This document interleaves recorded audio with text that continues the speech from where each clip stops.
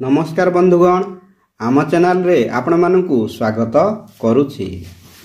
विवाह परे घर लोकंकु कुहंतु नाही एही चारिटी जिनिस, नचेत स्वामी स्त्री मध्यरे हेबो फाट।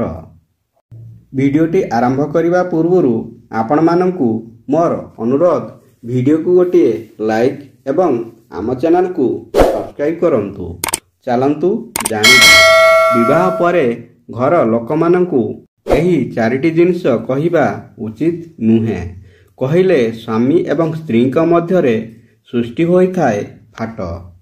एथिरे कोनोसी संदेह नाही जे समस्ते तांको परिवार को बहुत भल पाती एवं सेमानंक सहित तांको हृदय कथा मध्य बांटती, किंतु विवाह परे पुओ हेउ कि झियो आपणक परिवार सदस्यंक सह सबुकिछि बांटिबा ठारू दूरेई रहिबा उचित, नचेत यह आपणकर संपर्क उपरे प्रभाव पकाई थाए। विशेष करी झियो माने यह करिबा पूर्वरु 100 थर चिंता करिबा उचित, कारण सेमानंकु निज घर छाड़ी सासु घरे रहिबाकू पड़िबो, जेउठारे सेमाने नूतन लोकंकु भेटंती एवं सेमानंकु बुझिबा पई समय लागे। आपण आपणकर सासु एवं सेठारे थिबा संपर्कीय मानक सहित बंधन स्थापन करिबाकू पड़िबो। एपरि परिस्थिति रे जदि आपण मातृघरे थिबा सासुघर विषय रे प्रत्येक कथा कुहंती, तेबे यह आपणक संपर्क पई आदो भल नुहे। विवाह परे आपण आपणकर मांकर साहाय्य नेले सेथिरे कोनोसी क्षति हुए नाही, किंतु माँ को पचारिबा परे सबुकिछि करिवार अभ्यास बहुत भल नुहे। जदि आपण आपणकर परिवार सदस्यंकु पचारिबे आपणकर किपरि आपणकर स्वामी एवं सासुंक सहित रहिबाकू चाहुंछंती किंबा सेमानक विषय रे कोन कहिबे, तेबे निश्चित भाବରେ संपर्करे फाट आसीबो। यार कारण हेउछि पितामाता माने निज झियोंकु आरामदायक परिवेश रे देखिबाकू चाहंती, किंतु बेले बेले सासु घरे यार विपरीत परिस्थिति देखा जाए।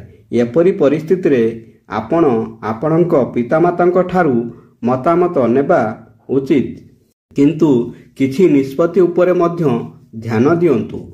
समस्तंक घरे एपरि किछि जिनिस अछि जहा केवल सेठारे रहिबा उचित। थरे सेमाने आपणक घरर एक अंश होइगले आपण सेमानंकु मध्य जानि परिबे, किंतु जेतेबेले आपण सेमानंकु आपणक घर कथा कुहंती, सेतेबेले आपणकर सासुघर लोक माने कहिबा आरंभ करंती।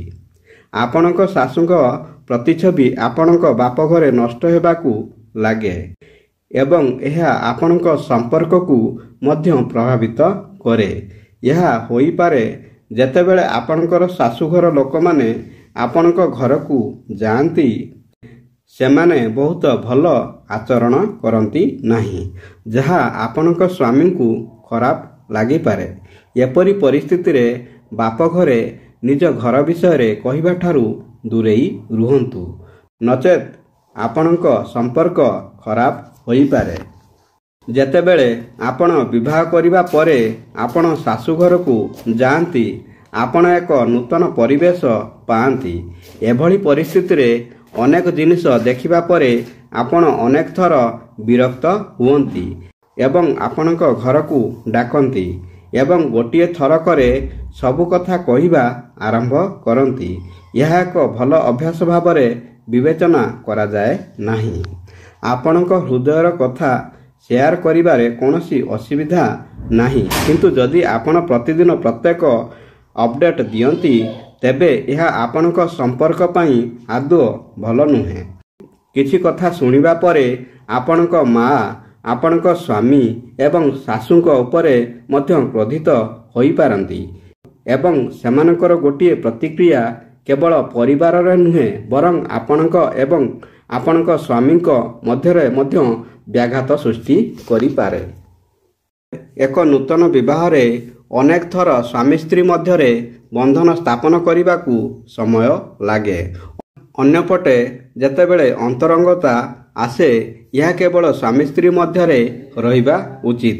ଯଦି ଆପଣ ଆପଣଙ୍କ ମା କିମ୍ବା ଭଉଣୀ ସହିତ ସ୍ୱାମୀଙ୍କ ସହିତ ଆପଣଙ୍କର ଅନ୍ତରଙ୍ଗ ସମ୍ପର୍କ ବିଷୟରେ ଆଲୋଚନା କର ତେବେ ଏହା ଠିକ୍ ନୁହେଁ। ଆପଣ ଏବଂ ଆପଣଙ୍କ ସ୍ୱାମୀ ପରସ୍ପର ସହିତ କେତେ ଆରାମଦାୟକ ତାହା କେବଳ ଆପଣ ଦୁହେଁ ଜାଣିବା ଉଚିତ। ପରିବାରକୁ ଏଥିରେ ସାମିଲ କରିବା ଠିକ୍ ନୁହେଁ। ଅନ୍ୟପଟେ ଆପଣଙ୍କ ଶାରୀରିକ ସମ୍ପର୍କ ବିଷୟରେ ଜାଣିବା ପରେ ଧରାଯାଉ ଆପଣ ଘରୁ କେହି କିଛି କହିଲା, ତେବେ ଏହି ଜିନିଷ ଆପଣଙ୍କ ସ୍ୱାମୀଙ୍କ କ୍ରୋଧ ବୃଦ୍ଧି କରିବ ନାହିଁ, ବରଂ ଆପଣଙ୍କ ସମ୍ପର୍କକୁ ମଧ୍ୟ ନଷ୍ଟ କରିବ।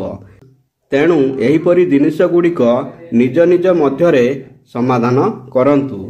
ବନ୍ଧୁଗଣ, ଭିଡ଼ିଓଟି ଭଲ ଲାଗିଲେ ଭିଡ଼ିଓକୁ ଗୋଟିଏ ଲାଇକ୍ ଏବଂ ଆମ ଚ୍ୟାନେଲକୁ ସବସ୍କ୍ରାଇବ୍ କରିବାକୁ ଭୁଲିବେନି। ଧନ୍ୟବାଦ। ଜୟ ଶ୍ରୀକୃଷ୍ଣ।